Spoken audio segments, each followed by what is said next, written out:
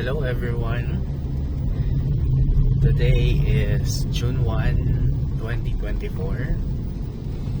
And naisipan ko lang na i-video vlog yung sarili ko ngayon. It's already 6:08 in the afternoon, in the evening. Galing ako sa labas. May minute ako regarding sa sasakyan.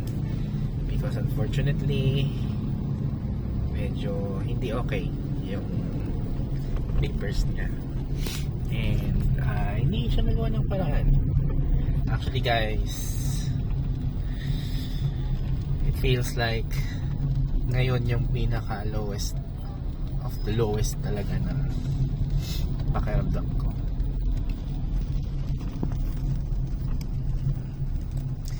And di ko alam ba't ko binablog to, pero sana balikan ko to, or kung mapanood man ninyo, ito yung time na tatandaan ko talaga na sobrang bagsak talaga ako. Hindi ko alam kung ba't nangyayari sa akin to. Dami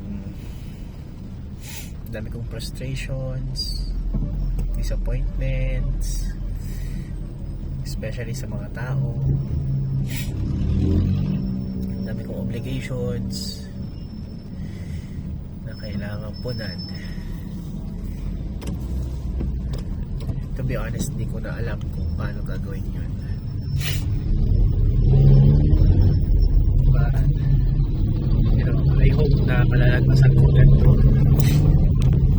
At pag nangyari yun, sana mapanood ko tong video to ulit.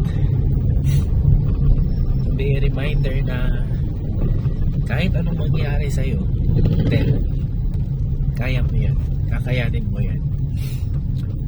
Kung nalagpasan mo man to ngayon, malalagpasan mo din kung anong pinagdadaanan mo ngayon, kung nasan ka na ngayon. Hindi ko alam kung mapapanood ko to after 5 years, tapos nagsastruggle ako ulit. Ang hirap.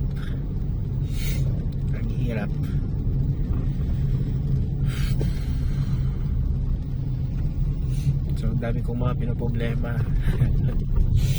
Hindi ko lang pinapalata sa mga taong kasama ko, pero dami talaga.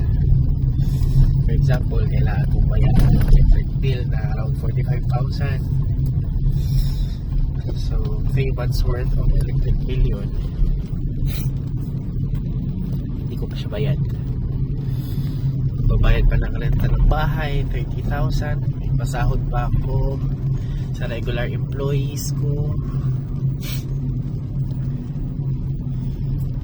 Pasahod pa ako sa construction, mga tao doon. Yung pera, yung budget ng kliyente, nagastos ko na din. Hindi ko alam kung paano ibabalik.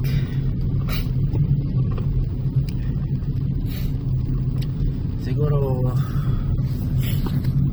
wala na din talaga akong wala na akong magawa sa point na to ngayon. Kaya siguro ako nag-vlog. Hirap kasi talaga, as in hindi ko na alam kung gagawin ko. Gusto ko na lang umiyak talaga, sa totoo lang, para magkakasakit pa ako. Kaya na, umuulan na. Nauna ka pang umiyak kaysa sa akin. Ay, pero sana guys, malagpasan ko to. Sana mapanood ko pa to sa mga susunod na taon. Lord, I pray na malagpasan ko lahat to. I pray na kung ano ba yung worries na daladala ko ngayon, surrendering everything to you. Hindi ko na talaga kaya. Ito lang.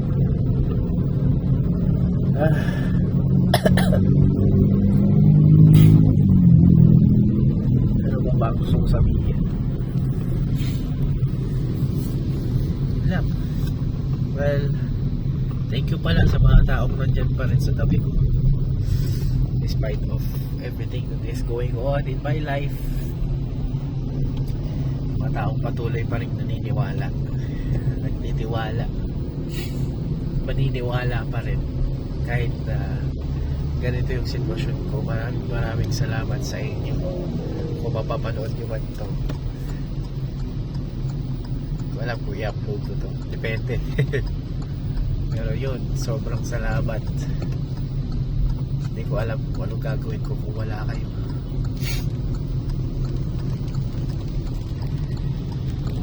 Sino ba't kayo? Alam nyo na yun kung sino kayo. Pa yan, mabara yung ilong ko. So pauwi na ako ng Taytay ngayon. At ayun, so sana ingatan ako ng Panginoon sa pag-uwi. Dadahan-dahan lang tayo kasi medyo maulan ngayon. Thank you sa buhay na to, sa kung saan man aabot ang buhay na to. Araw-araw kong ipagpapasalamat yun. Nalakasan ko pa, titibayan ko pa, sisipagan ko pa. Bawal akong sumuko eh.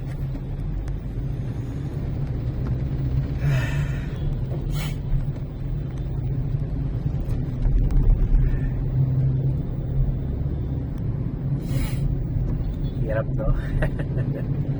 Pero sige, yun na lang siguro muna ngayon. Thank you sa pakikinig. Salamat sa pagsubaybay. Hindi pa pala ako nag-upload. Ito pala yung first upload ko.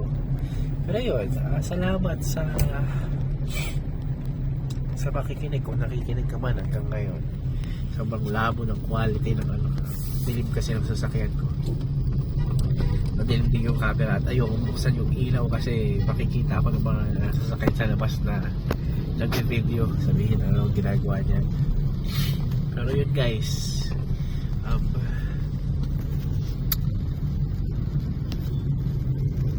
hindi ko alam yung gagawin ko ngayon. Hindi ko talaga alam yung gagawin ko ngayon.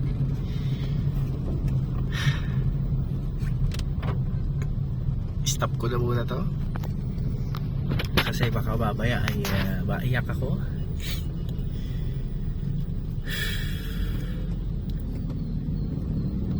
Lord, please guide us, guide me.